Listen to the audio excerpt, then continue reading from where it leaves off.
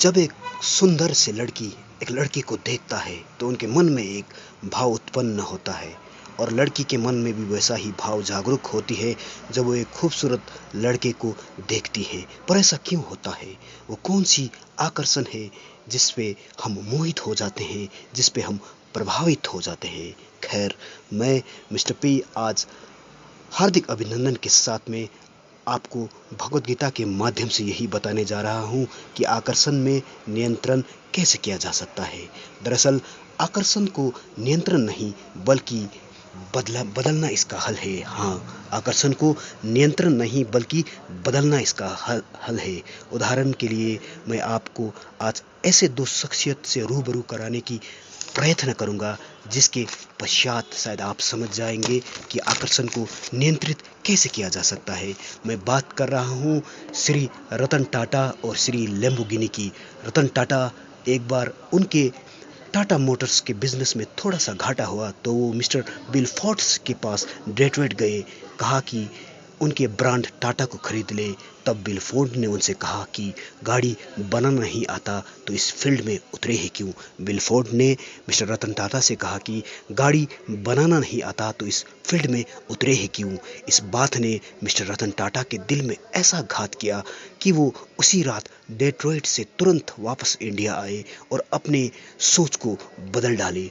उन्होंने भगवत गीता के माध्यम से कुछ राह को अपनाया, अर्थात उन्होंने सोचा कि जब मैंने पहली बार गाड़ी बनाया था, मैंने पहली बार टाटा मोटर्स बनाए थे तो लोगों ने मुझे क्या कहा था, किस तरह की फीलिंग्स, किस तरह की अनुभूति मेरे दिल पे हुआ था, कौन सी तालियों की गूंज ने मुझे खुश किया था और मैं कब खुश हुआ था।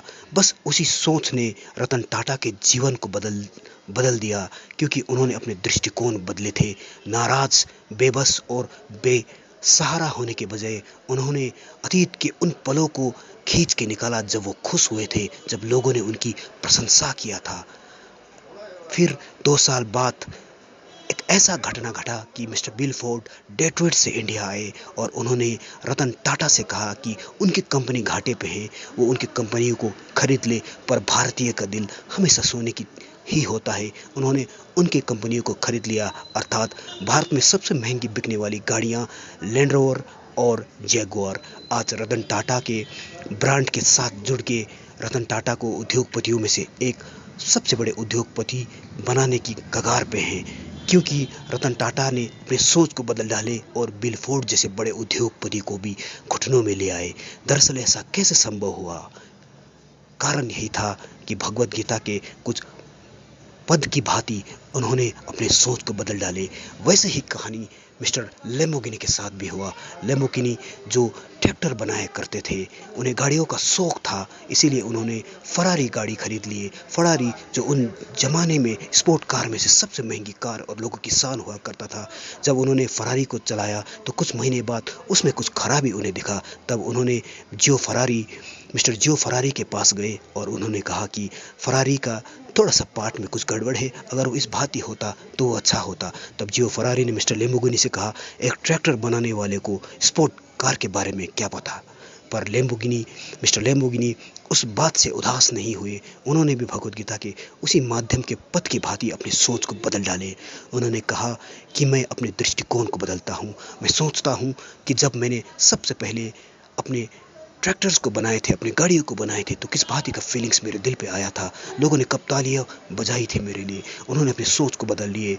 अतीत के उन अच्छे पलों को सोचते सोचते उन्होंने एक ऐसी गाड़ी का संसार में समावेश किया कि फरारी भी देखते रह गए और आज उस गाड़ी को खरीदना इंसान अपनी सौभाग्य मानते हैं। अर्थात मैं बात कर रहा हूँ लैम्बोर्गिनी कार की।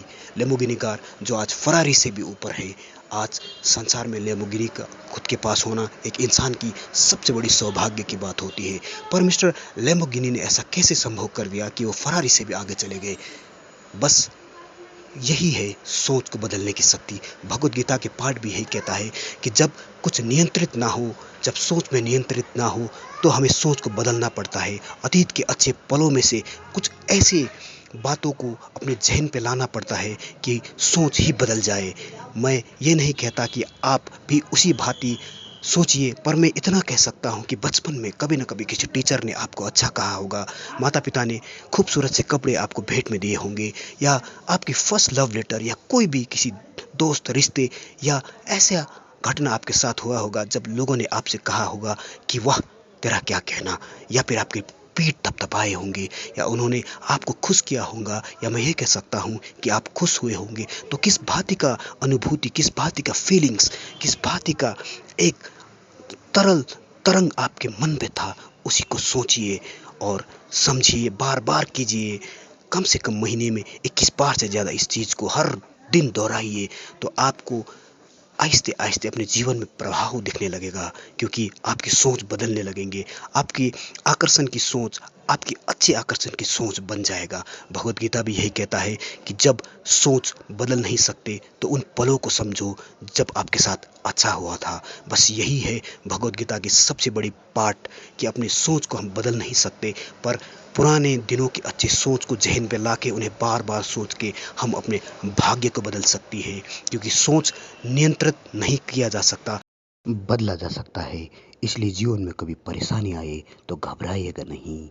मैं उम्मीद करता हूँ मैं मिस्टर पी आपको कुछ पथ प्रदर्शित कर पाया हूँ, क्योंकि जीवन में सबसे बड़ी प्रेरणा आपके अंदर छिपा हुआ है और कोई नहीं है।